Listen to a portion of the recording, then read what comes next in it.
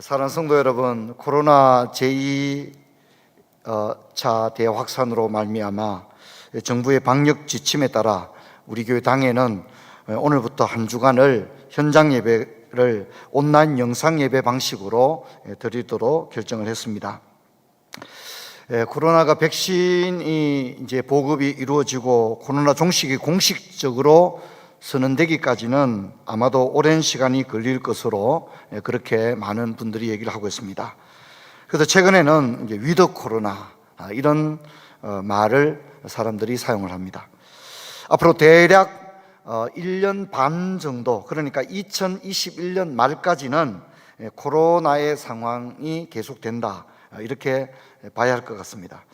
우리 성도님들 지금까지 참 잘 견뎌 오셨는데 이 위생에 관해서, 건강과 안전에 관해서는 아무리 강조해도 지나치지 않다, 이렇게 생각됩니다. 국가에서도 이번 주말은 가정에서 머물러 주십시오, 이렇게 특별히 부탁을 한 가운데 있습니다. 여러분들께서 우리 자신과 이웃의 안전을 서로 도모하기 위해서 절제된 생활을 해주시기를 바랍니다. 제가 지난 주일에는 지혜자는 하나님께로 달려간다, 이런 설교를 했는데요. 오늘은 지혜자의 기준은 하나님이다, 이런 제목으로 말씀을 살펴보려고 합니다. 성경에서 욥기, 잠언, 전도서를 지혜 문학이다, 이렇게 이야기를 합니다. 시가서라고 말할 때는 욥기, 시편, 잠언, 전도, 아가 5권을 포함해서 시가서라고 말하고요. 시가서 5권 가운데 욥기, 잠언, 전도서는 그 가운데서도 지혜 문학이다, 그렇게 이야기를 합니다. 그리고 그 가운데서도 잠언은 지혜 문학의 대표적인 성경입니다. 여기서 지혜라고 하는 것은 여호와를 경외하는 것입니다. 무슨 돈 잘 벌고 아주 번뜩이는 기발한 아이디어 이런 것이 아니라, 여기 지혜는 여호와를 경외하는 것입니다. 여호와를 경외한다는 것은 하나님을 인정하고 그분에게 적법한 경배와 예배를 올려드리며 그분의 말씀을 기준으로 삼아 인생을 살아가는 것, 그것을 여호와를 경외한다고 하는 겁니다. 그러니까 여호와를 경외한다고 하는 것은 말로만 되는 게 아닙니다. 물론 말도 필요합니다. 고백이 필요하죠. 선언이 필요하죠. 그리고 우리의 마음 중심에도 마음을 다하고 이렇게 하지 않습니까? 그러니까 마음에도 하나님에 대한 분명한 경외심이 있어야 되고요. 이렇게 말과 마음뿐만 아니라 행동을 통해서 하나님을 경외하고 두려워하고 하나님의 존재를 인식하며 인정한다고 하는 것이 행동을 통해서 분명히 증거되어져야 합니다. 그런데 여러분, 이 지혜는 하나님으로부터 주어지는 겁니다. 그러므로 성경은 하나님 없는 경제적 풍요와 하나님이 없는 종교적 사랑, 하나님이 없는 종교적 헌신을 헛된 것, 바람을 잡는 것, 이렇게 이야기를 합니다. 그러니까 하나님 없이는 아무것도 아니라는 거죠. 하나님이 없이는 아무것도 아니라는 겁니다. 그러므로 지혜 문학의 지혜는 도서관의 지혜, 인문학적인 지혜, 인류가 축적한 어떤 그런 지혜, 지식, 또 땅의 지혜를 넘어서는 것입니다. 그래서 지혜를 이야기할 때 하나님으로부터 오는 지혜를 이야기하는 것입니다. 성경 전체가 그렇습니다. 여러분, 그렇다고 해서 잠언의 지혜가 뜬구름 잡는 이 세상 살아가는 것과는 아무 관계없는 그런 신비만을 다루는 것은 또한 결코 아닙니다. 우리가 이미 잘 살펴본 것처럼 잠언은 굉장히 현실적이고 구체적이며 또한 상식 위에 아주 튼튼히 서 있다는 것을 알 수 있습니다. 그래서 잠언은 지혜를 추구하는 잠언 독자들이 진정으로 행복한 인생, 가치 있는 인생, 의미 있는 인생을 살아가는 그런 구체적인 지침을 우리들에게 제공해 주고 있습니다. 여러분, 이제 우리가 아까 19장 23절을 읽었는데요, 우리 온 가족들이 한 번 더 우리 같이 23절 읽겠습니다. 여호와를 경외하는 것은 사람으로 생명에 이르게 하는 것이라. 경외하는 자는 족하게 지내고 재앙을 당하지 아니하리라. 펜이 있는 분은 이것을 좀 이렇게 정리하면 좋겠는데, 첫 번째는 지혜의 보상이 뭐냐면, 첫 번째는 생명입니다. 생명. 그렇죠. 생명보다 더 소중한 건 없죠. 모든 걸 얻고도 생명을 잃으면 무슨 소용이 있겠습니까? 그런데 놀랍게도 이 여호와를 경외하는 사람, 즉 지혜자에게 주는 이 보상이 뭐냐면 첫째는 생명이다, 그렇게 이야기를 합니다. 두 번째는 만족한 인생입니다. 우리 번역은 족하게 지내고 그렇게 얘기했죠. 족하게 지내고 만족한 인생. 참 쉬운 얘기가 아니죠, 그렇죠? 저는 만족한 인생을 살고 있습니다. 저는 제 삶에 만족합니다. 그거 참 쉽지 않지 않습니까? 그런데 놀랍게도 잠언은 그것을 보상으로 주겠다, 이렇게 이야기를 합니다. 세 번째는 최근에 우리도 경험하지만 참 위험한 시대지 않습니까? 사건 사고와 또 천재지변과 또 예측할 수 없는 많은 이런 일들이 우리에게 일어나잖아요. 그런데 이런 위험으로부터, 불행으로부터 벗어난 안전한 삶, 하나님이 지켜주시는 그런 삶, 이것을 약속을 하고 있습니다. 그래서 잠언에도 보면 이 여호와를 경외하는 자에게 참된 생명의 길을 준다는 말이 반복적으로 굉장히 많이 나옵니다. 먼저 우리가 잠언 10장 27절, 우리 가정에서도 자막을 보고 같이 성경을 읽으면 좋겠습니다. 먼저 우리 잠언 10장 27절 같이 읽습니다. 여호와를 경외하면 장수하느니라. 그러나 악인의 수명은 짧아지느니라. 이렇게 장수한다, 생명을 하나님께서 복을 주신다, 이렇게 얘기합니다. 또 잠언 14장 27절 같이 읽어볼까요? 여호와를 경외하는 것은 생명의 셈이니 사망의 그늘에서 벗어나게 하느니라, 그렇게 이야기를 합니다. 또 우리 잠언 22장 4절 같이 읽어볼까요? 겸손과 여호와를 경외함의 보상은 재물과 영광과 생명이니라, 이렇게 이야기를 합니다. 그리고 이제 제가 말씀드린 것처럼 이렇게 생명과 또 만족한 인생과 또 인생을 살아가면서 만나는 여러 가지 불행과 위험으로부터 안전한 삶을 살게 된다, 이렇게 말합니다. 그러니까 무슨 얘기냐면요, 우리가 읽었던 잠언 19장 23절은 여호와를 경외하는 것이 최상의 인생이다. 할렐루야. 여호와를 경외하는 자만이 최상의 인생을 살게 될 것이다. 다른 길은 없다. 여러분이 정말 생명을 지키기를 원하느냐, 그리고 만족한 인생 살기를 원하느냐, 그리고 많은 위험들 도사리고 있지 않습니까? 사건 사고들, 천재지변들, 그런 것으로부터 안전한 인생을 살기를 원하느냐, 그러면 다른 방법이 없다. 무슨 방법이죠? 여호와를 경외하는 자에게 하나님이 이것을 주신다, 그렇게 이야기합니다. 이것을 한 번 더 우리가 정리를 해보면, 펜이 있는 분은 우리 19장 23절에 이렇게 또 다시 정리를 이렇게 해놓으면 좋겠습니다. 제가 이렇게 펜이 있는 분들은 이렇게 얘기해도 펜이 없는 분들이 항상 있더라고요, 보니까. 여러분 가정에서도 빨리 이렇게 방에서 펜을 가져와서 이렇게 적어 놓으시면 나중에 성경 읽을 때, 그때 코로나 참 한참 극성을 부리던 2020년도에 우리 교회에서는 잠언을 가지고 1년 동안 주일 말씀 살펴봤지, 이게 이제 생각이 나는 겁니다. 그래서 이제 제가 잠언의 지혜의 보상이 세 가지라고 그랬죠. 첫째는 생명이라고 하는데, 여기는 생명은 구체적으로 이런 겁니다. 장수와 건강을 얘기합니다.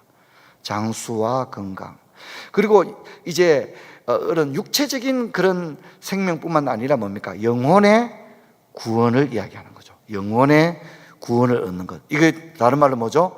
영생을 얻게 되는 것을 이야기합니다. 그래서 하나님은 우리가 이 땅에 살아갈 동안에 건강과 장수의 은혜도 주시지만 우리를 뭡니까? 영생의 길로 우리를 인도하는 줄로 믿습니다. 이것이 여호와를 경외하는 자에게 주는 복입니다. 두 번째는 만족한 인생이라는 얘기는, 이게 이제 우리가 여러분은 또 쉬운 성경이나 다른 성경을 보면 이렇게 나와 있어요. 먹고 사는데 부족함이 없으며, 이렇게 번역을 해놨어요. 이 족하게 지낸다는 속에는 뭐가 있는 거죠? 경제적 풍요가 약속이 되는 겁니다. 뭐가 있다고요? 경제적 풍요. 그렇죠. 우리가 실상 이 땅을 살아가는 동안 경제적인 일정한 풍요가 없이는 만족한 인생을 살기가 결코 쉽지는 않죠. 그렇지 않습니까? 그걸 우리가 인정해야만 하지 않습니까? 그래서 하나님은 우리가 무엇이 필요한지를 다 아신다고 그랬습니다. 그래서 무엇을 입을까 마실까 염려하지 말라고 그랬죠. 그래서 경제적으로 풍요한 인생, 그리고 인간관계에서의 행복도 이야기합니다. 돈이 아무리 많아도요, 진짜 사람들과의 갈등 속에 살아가면 진짜 만족한 인생이 아니지 않습니까?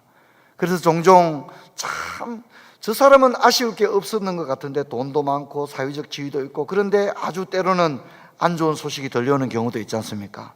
그게 바로 사람들과의 관계입니다. 만남의 축복, 관계의 축복, 이것도 이야기합니다. 그렇게 해야만이 만족한 인생이 되는 거거든요.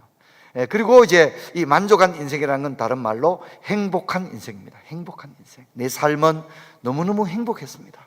참 나는 하나님께 복받은 인생입니다. 이렇게 말하게 될 것이다. 그렇게 얘기합니다. 위험에서 벗어난 안전한 삶이라는 것은 온갖 위험과 불행으로부터 안전히 보장된 삶, 이것을 이야기하는 것입니다.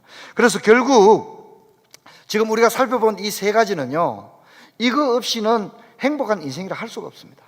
여기는 육적인 필요와 영적인 필요와 우리가 인생을 살아가면서 필요한 그 모든 것들을 다 망라하고 있다, 포함하고 있다 해도 과언이 아닌 겁니다. 결국 여호와를 경외하는 인생은 지금 가장 행복한 인생을 살게 될 것이다, 그렇게 이야기를 합니다. 성도 여러분, 그런데 많은 사람들이 이렇게 행복의 길이 제시되어 있는데 고집을 부립니다.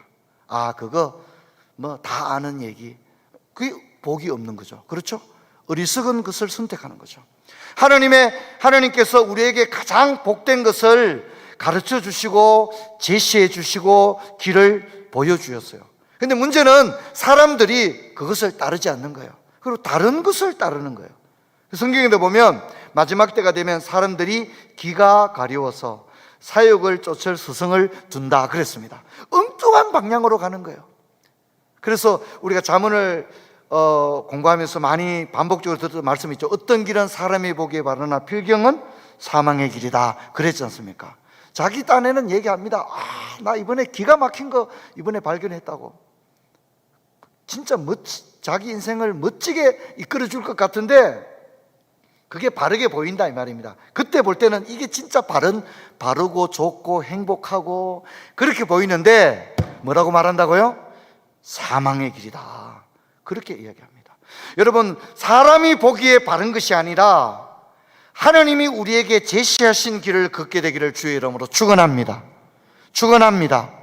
어디 가서 사람들이 야 이거 좋다, 투자 한번 해봐라, 자녀를 이렇게 한번 길러보세요, 그런 것이 아니라 성경에 나와 있는 하나님이 제시한 길을 걸어가야 합니다. 그러므로 지혜자는 방향과 판단의 기준이 늘 하나님입니다. 우리 한번 따라 봅시다. 하나님께서는 어떻게 생각하실까? 그게 성경에 나와 있는 거죠. 그래서 우리는 늘 아무리 좋아도 이건 하나님의 말씀과는 다른 것 같다, 참 너무 좋은 얘기 같아요. 그런데 성경에서 이야기하는 거하고는 좀 다른 것 같아요. 그러면 과감하게 그것을 내려놓고 버릴 수 있는 것, 그것이 지혜자입니다. 그래서 펜 있는 분은 좀 적어놓으시면 좋겠습니다. 의인의 기준은 하나님과 그분의 말씀입니다. 의인의 기준은 하나님과 성경이 기준입니다. 하나님과 하나님의 말씀인 성경이 기준입니다. 근데 악인은 뭐가 기준이죠? 사람이 기준입니다.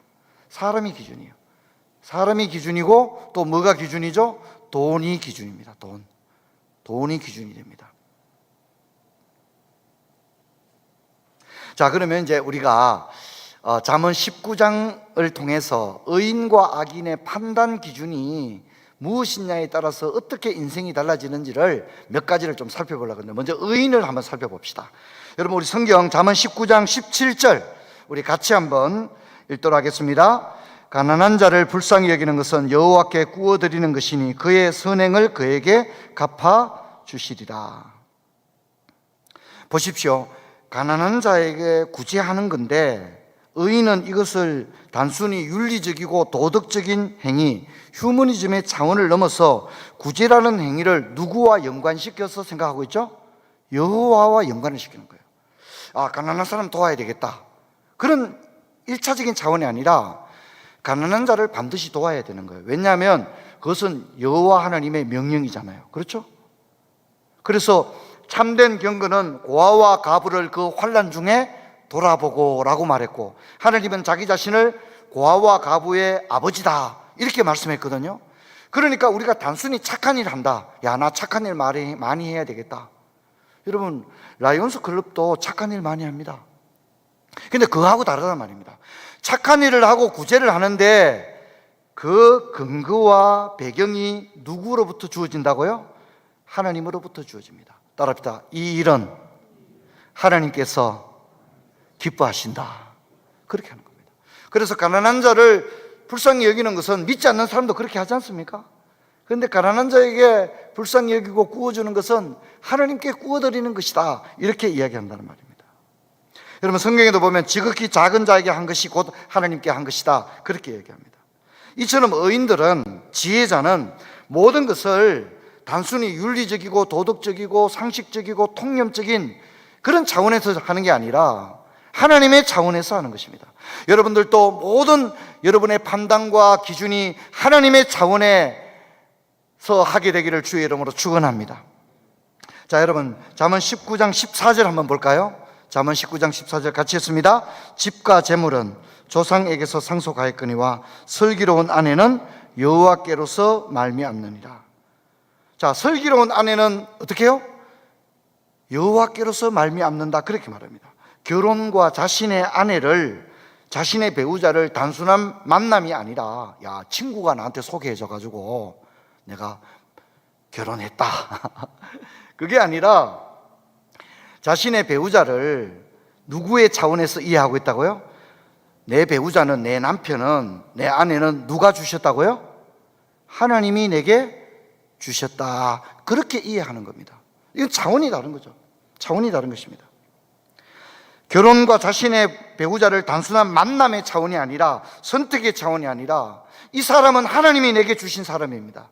우리 한번 따라해 볼까요? 이 사람은 하나님께서 내게 주었습니다. 차원이 다른 겁니다. 그렇게 이해하는 겁니다. 또 성경 볼까요? 여러분, 잠언 19장 21절 우리 같이 읽겠습니다. 사람이 마음에 많은 계획이 있어도 오직 여호와의 뜻만이 완전히 있으리라. 그렇게 말합니다. 여러분, 우리가 인생을 살아가면서 우리를 향하신 하나님의 계획, 하나님의 뜻이 성취될 것입니다. 그렇게 얘기합니다. 야, 내가 계획을 잘 세워놨으니까 이 내 야망을 이룬다, 이런 게 아니라, 사람이 계획이 많지만은 하나님은 각 사람에게 향하신 하나님의 플랜이 있다는 겁니다. 그리고 그 하나님의 뜻은 완전히 있으리라. 하나님의 뜻은요, 패트리트 미사일이 정확하게 요격을 하듯이 때가 차면 하나님은 예비해 놓으신 그 일을 정확하게 마침내는 성취하시는 하나님이신 줄 믿습니다. 이 믿음과 신뢰를 갖는 거죠. 이 믿음과 신뢰가 있는 사람들은요, 사업이 좀 잘 안 돼도, 자녀가 때로는 부모 마음에 좀 이렇게 쏙 들지 않아도 하나님의 뜻을 신뢰하고 언젠가는 하나님이 향하신, 우리를 향하신 그 뜻을 마침내는 꽃피울 날이 올 것이다. 그렇게 믿으면서 신뢰하면서 나가는 겁니다. 여러분, 우리가 살아가면서 야, 이거 되겠나? 야, 우리 아이가 어떻게 될까? 이런 하루에도 12번 별의별 생각을 하게 되지 않습니까? 그래서 성경이 말합니다. 사람의 마음에 많은 계획이 있어도 계획이 하루에도 12번 바뀝니다. 아이고, 잘못하는 게 아닌가? 바꿀까? 고칠까? 그렇게 하는 거예요. 사람의 마음에는 계획이 많다, 이 말입니다. 아침에 생각이 다르고 저녁에 다르고, 아침에는 자신감으로 가득 찼다가 저녁에 퇴근에 돌아올 때는 풀이 푹 죽어 돌아오기도 하고, 그게 우리들 말입니다. 진짜 될 것 같은데 어떤 때는 뭡니까? 야, 해봤자 안 되는 거 아닐까? 별의별 생각이 다 든다는 겁니다. 하지만 뭐라 합니까? 오직 여호와의 뜻은 완전히 서리라. 이렇게 이야기합니다. 그래서 어떤 일을 할 때에 환경이 좋고 배경이 좋고 조건이 좋고 그걸 보는 게 아니라 나를 향하신 하나님의 계획을 신뢰하는 것, 이것이 의인의 믿음인 것입니다. 제가 지난 주일에도 그런 말씀 드렸습니다만, 여러 가지 좀 힘들고 작년 올해 힘든 일들이 있어서 제가 성경 말씀을 이렇게 보는데, 참 사람들의 이런저런 이야기보다 하나님의 말씀이 얼마나 위로가 되는지 몰라요. 하나님의 말씀을 읽을 때 너무나도 위로가 되고 힘이 되는 것을 제가 느꼈어요. 그리고 여러분, 하나님이 우리와 함께 하시기 때문에 우리가 살아가면서 좀 어려움이 있어도, 여러분, 언제나 하나님은 우리를 버리지 아니하시고 늘 가분한 은혜를 베푸시는 줄로 믿습니다. 이것을 신뢰하게 되면 여러분 그런 염려와 근심을 벗어나게 되는 겁니다. 성경 한번 볼까요? 잠언 31장 30절, 잠언 31장 30절 같이 읽습니다. 고운 것도 거짓되고 아름다운 것도 헛되나 오직 여호와를 경외하는 여자는 칭찬을 받을 것이다. 무슨 얘기냐면 사람을 바라보는, 사람을 평가하는 기준도 하나님에게 있다는 겁니다. 여러분 우리 세상은 지금 어떻습니까? 고운 것, 아름다운 것 얼마나 추구합니까? 그렇지 않습니까? 사람들이 거기에 얼마나 많은 돈을 씁니까? 사람들에게 보여지는 부분 때문에 사람들이 얼마나 많은 돈을 사용을 합니까? 사람들을 자기 집에 초청하려고 그래도 야 우리 집에 와보고 사람들이 뭐라 하겠나, 이런 생각을 하게 되는 거죠. 그래서 우리는 눈에 보이는 것을 추구합니다. 고운 것, 아름다운 것, 이런 것을 굉장히 추구합니다. 근데 성경은 뭐라고 말합니까? 여호와를 경외하는 여자는 칭찬을 받을 것이다, 그렇게 하고 있습니다. 여러분들도 세상적인 그런 가치를 따라가는 여러분이 아니라 그 가치를 하나님에게 둘 수 있기를 주의 이름으로 축원합니다. 하나님에게 둘 수 있어야 됩니다. 이렇게 의인과 지혜자의 기준은 바로 하나님입니다. 그래서 그는 늘 하나님의 말씀을 읽고 적용합니다. 우리 잠언 29장 18절 우리 같이 한번 읽겠습니다. 묵시가 없으면 백성이 방자히 행하거니와 율법을 지키는 자는 복이 있느니라. 아멘. 그래서 말씀이 없으면 하나님에게 멀어지고 범죄하게 되는 겁니다. 제가 시편 1편 강의할 때 말씀드렸죠. 악인이 처음부터 악인이 아니라 하나님의 말씀을 멀리 떠나고 하나님의 말씀을 먹지 못하고 듣지 못하고 공급받지 못하고 하나님의 말씀의 부재 상태가 지속되면 여러분 어떤 사람도 다 악인의 길을 걸을 수밖에 없습니다. 나는 잘할 수 있어. 그건 교만인 것입니다. 하나님의 말씀 없이는 바른 길을 걸어갈 수 없습니다. 그래서 하나님의 말씀은 우리의 등불이 되고 우리의 가는 길을 비추는 빛이 되는 것입니다. 그래서 말씀을 읽고 지키는 사람이 바로 복된 사람입니다. 근데 여러분 이제 악인의 기준은 제가 아까 말씀한 것처럼 사람과 돈인데요. 성경 한번 보겠습니다. 자, 잠언 19장 2절 3절 이 말씀이 굉장히 재밌습니다. 2절과 3절을 우리가 연결해서 같이 읽겠습니다. 지식 없는 소원은 선하지 못하고 발이 급한 사람은 잘못 가느니라. 사람이 미련함으로 자기 길을 굽게 하고 마음으로 여호와를 원망하느니. 우리 한 번 더 같이 읽어보겠습니다. 지식 없는 소원은 선하지 못하고 발이 급한 사람은 잘못 가느니라. 사람이 미련함으로 자기 길을 굽게 하고 마음으로 여호와를 원망하느니라. 여러분 보세요. 악인은요 지식이 없습니다. 여기 지식은 세상적 지식이 아니라 성경 말씀, 하나님의 말씀이 없단 말입니다. 말씀이 없는데 뭐는 있죠? 소원은 있습니다. 비전이 있단 말입니다. 꿈이 있단 말입니다. 계획이 있단 말입니다. 하지만 하나님의 말씀 없이 아무리 계획과 비전과 야망과 어떤 플랜을 가지고 있다 할지라도 그 비전은 선하지 못하다는 거죠. 왜냐하면 말씀이 없이는 우리가 아무리 근사한 계획을 세워도 그것이 올바르게 갈 수가 없는 것입니다. 그리고 이런 사람들은 어떻습니까? 발이 급합니다. 발이. 하나님의 말씀이 있는 사람은 신중하죠. 왜? 기도도 해보고 또 성경 말씀에 자신을 비춰보는데 하나님의 말씀이 없고 하나님이 없는 사람은 특징이 뭐라고요? 발이 급하다 이 말입니다. 김 사장 전화 오자마자 바로 그냥 행동해버립니다. 하나님이 없기, 자기가 하나님이니까 하나님에게 기도하는 가정이 생략돼 버리는 거죠. 그러니까 특징이 뭐라고요? 우리 한번 따라 봅시다. 발이 급하다. 발이 급한 거예요. 얼른 해버리는 거죠. 그러면 어떻게 됩니까? 어떻게 됩니까? 잘못 가느니라 그랬습니다. 그런 사람은 잘못 간다는 거죠. 그리고 어떻게 됩니까? 미련함으로. 하나님 말씀이 없는 인생이 다 미련하고 어리석은 자입니다. 그러면 어떻게 됩니까? 자기 길을 굽게 하고 뭔가 자신의 길이 이렇게 아주 고속도로처럼 대로를 가야 되는데 길이 굽어져 버린다는 거죠. 인생이 꼬인다 이 말입니다. 가는 길이 꼬이고 비틀린다는 겁니다. 이스라엘 백성도 가나안 복지에 일주일이면 갈 수 있는 길을 광야 40년을 간 거죠. 그게 뭡니까? 가는 길이 굽어져 버린 것입니다. 그렇게 이야기합니다. 자, 그런데 어떻습니까? 자, 그렇게 해놓고는 누구를 원망하더라고요? 여호와를 원망하더라 이 말입니다. 하나님도 무심하시지? 내가 그래도 교회 다니는데 하나님 왜 나에게 이럴 수 있어? 그렇게 이야기를 하는 것입니다. 하나님 없는 인생, 말씀과 무관하게 살아간 인생은 그 비전이 아무리 거창하고 멋지게 보여도 선하지 못하고 그 발걸음은 잘못 가고 그 인생길은 9번 길이 된다고 잠언은 말합니다. 이것이 성경과 잠언의 일관된 교훈입니다. 그래서 시편 1편은 하나님의 말씀을 주야로 묵상하고 그 사람은 시냇가에 심은 나무와 같고 복된 자죠. 형통한 은혜가 있는 것입니다. 그래서 잠언은 간곡하게 권면합니다. 우리 성경 같이 한번 읽어봅시다. 19장 20절 같이 읽습니다. 너는 권고를 들으며 훈계를 받으라. 그리하면 내가 필경은 지혜롭게 되리라. 여기서 권고를 들으며 훈계를 받으라는 것은 하나님의 말씀을 들으라는 것입니다. 여러분, 우리가 일주일 동안 바쁘게 살다가도 주일날 교회에 와서 하나님 앞에 말씀 듣고 찬송하는 그 시간에 성령께서 우리 마음에 역사하시고 깨닫게 하는 은혜가 있는 줄로 믿습니다. 뭐가 바빠서 예배를 못 드립니까? 예배보다 더 중요한 일이 어디 있습니까? 여러분 자녀들이 하나님 앞에 예배하고 성경 읽는 것을 아주 그냥 옵션 정도로 생각하면요, 부모들은 눈물을 철철 흘리면서 기도해야 됩니다. 자녀들이 어떻게 되겠습니까? 생각해 보시길 바랍니다. 여러분 자녀들이 하나님의 말씀 안에 거하기를 주의 이름으로 축원합니다. 여러분, 그것이 철저해야 됩니다. 어떤 경우도 있어서는 안 됩니다. 너는 권고를 들으며 훈계를 받으라. 그리하면 내가 필경은 지혜롭게 되리라. 그렇게 얘기합니다. 자, 성경 한번 더 볼까요? 19장 27절 우리 같이 읽겠습니다. 내 아들아, 지식의 말씀을 떠나게 하는 교훈을 듣지 말지어다.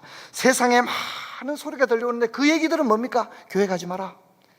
여러분, 오늘날 같아서는 진짜 교회 다니겠습니까? 교회가 얼마나 욕을 듣습니까? 여러분, 올바르게 신앙생활을 한다는 게 정말 어렵고 성경을 올바르게 이해한다는 것도 정말 어려운 시대입니다. 세상의 많은 이야기들은 우리를 자꾸 하나님에게서 떠나게 하는 말입니다. 성경에서부터 멀어지게 하는 이야기만 우리 가운데 들려주고 있는 것입니다. 그래서 말합니다. 내 아들아, 지식의 말씀을 떠나게 하는 교훈을 듣지 마라. 세상에 들려오는 소리에 귀를 기울여서는 안 된다.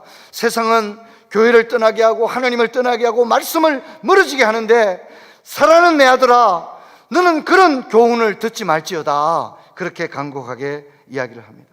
여러분 가족과 자녀들에게 이 잠언의 간절한 호소를 들려주시기를 부탁합니다. 자녀들에게, 얘들아, 하나님이 중요하고 하나님의 말씀을 듣는 자가 복되단다. 그냥 막 지나가는 이야기처럼 그냥 바람결에 슬쩍 한마디 해주면 안 되고요, 이것을 자녀들의 마음에 빗속에 새겨지도록 가르칠 수 있기를 부탁합니다.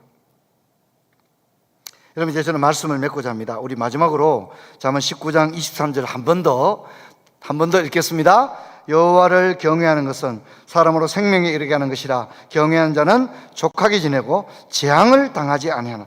이 마지막 부분, 재앙을 당하지 않는다는 부분을 제가 설명하고 말씀을 맺고자 합니다. 이 말씀을 오해하면 안 됩니다. 재앙을 당하지 않는다. 아, 그렇구나, 재앙을 안 당하는구나. 그렇지 않습니다. 여러분, 의인이고 지혜자고 여호와를 경외하는 사람도 인생을 살아가면서 재앙과 무관하다는 말이 아닙니다. 우리도 살아가다 보면 교통사고를 당할 때도 있고, 또 사업에 파트너를 잘못 만나서 아주 혹독한 어려움을 겪을 때가 있고, 때로는 세상을 살아가다가 정부의 경제 정책 이런 게 갑자기 바뀌어가지고, 그렇죠? 진짜 사업하는 분들이 막 정신을 못 차릴 때가 있고, 또 안 그러더라도 어때요? 세상이 너무 빠르게 바뀌잖아요. 여러분, 어떻습니까? 그렇습니까? 그렇지 않습니까? 예, 적게 오면 이렇게 좀 많이 도와줘야 됩니다, 여러분. 예. 세상이 막 급하게 변하죠. 어떻습니까? 그렇지 않습니까? 그럼 우리가 정신을 못 차립니다. 봄에는 이랬는데 가을이 되면 바뀌어버리는 겁니다. 여러분, 그러니까 이런 일은 하나님의 사람들에게도 예외입니까? 예외가 아닙니까? 예외가 아닙니다. 이런 일들은 우리 모두에게도 다 닥쳐온다는 것을 잊지 말아야 됩니다. 하지만 신자에게는, 한번 따라합시다, 재앙마저도 유익으로 이끄신다. 우리 한번 따라 하시겠습니다. 재앙마저도 유익으로 이끄신다. 분명히 처음에 다가온 것은 뭐였어요? 재앙의 얼굴로 다가왔어요. 그랬더니 하나님께 기도하고 하나님의 은혜를 구하고 지혜를 구하고 또 참고 또 손해를 보면서도 인내하고 그렇게 나갔더니 하나님은 이 재앙마저도 하나님은 유익으로 이끄시는 줄로 믿습니다. 그렇게 이야기하는 겁니다. 재앙이 신자의 인생에 결코 마이너스가 아니라, 재앙이 신자의 삶을 거꾸로 틀리고 망하게 하는 것이 아니라, 비록 어려움이 다가왔지만 하나님은 그것이 해가 되는 것이 아니라 오히려 유익한 것으로 변모시켜주는 줄로 믿습니다. 그래서 우리는 어떻게 됩니까? 항상 기뻐하라, 쉬지 말고 기도하라, 범사에 감사하라, 이런 태도로 나가게 되면 하나님이 그걸 다 복으로 바꾸어 주는 겁니다. 여러분, 우리가 잘 아는 성경 구절 한번 읽겠습니다. 로마서 8장 28절 같이 읽습니다. 우리가 알거니와 하나님을 사랑하는 자 곧 그의 뜻대로 부르심을 입은 자들에게는 모든 것이 합력하여 선을 이루느니라. 여러분, 우리는 비록 내일을 알지 못하고 살아간 인생이지만 늘 하나님을 기준으로 생각하고 판단해야 됩니다. 이것이 지혜자의 자세입니다. 이렇게 할 때 생명과 만족과 안전의 인생을 살게 될 것이라고 성경 이야기합니다. 혹 재앙을 만날 수 있습니다. 개인적인 재앙, 시대적인 재앙, 이런 게 시시각각으로 다가오지 않습니까? 하지만 우리가 어려움을 만날 때 지난주에 살펴본 것처럼 여호와의 이름을 부르며 여호와의 이름을 견고한 망대로 삼고 그리로 달려가면 하나님께서는 은혜를 베풀 줄로 믿습니다. 그래서 그분을 신뢰하고 그분께 달려가야 됩니다. 성도 여러분, 참 어려운 시대입니다. 진짜 너무너무 내일을 예측할 수 없는 시대입니다. 하지만 여러분, 하나님을 믿는 사람들에게는 절망이 없는 줄 믿습니다. 성도 여러분, 오늘 주일인데요, 여러분 오늘 이 예배 드리고 난 다음에 그래, 하나님은 나와 함께 하셔, 이렇게 시대가 암울하고 내일을 알지 못하지만 우리가 하나님과 함께 한다면 하나님은 이 시대의 재난도 지나고 보면 내 인생의 유익으로 이끄실 거야, 이런 믿음을 가지고 승리하는 우리 성도님들 되기를 주의 이름으로 축원합니다. 기도하겠습니다. 하나님 아버지, 오늘 잠언 19장 23절을 통해서 지혜자의 기준은 하나님이라는 말씀을 들었습니다. 하나님 아버지, 우리가 무엇을 하든지 먹든지 마시든지 무엇을 하든지 늘 하나님이 기준이 되게 하셔서 하나님의 입장에서 생각하고 하나님의 눈높이에서 바라볼 수 있는 저희들 되게 하여 주옵소서. 주 예수 그리스도 이름으로 기도하옵나이다. 아멘.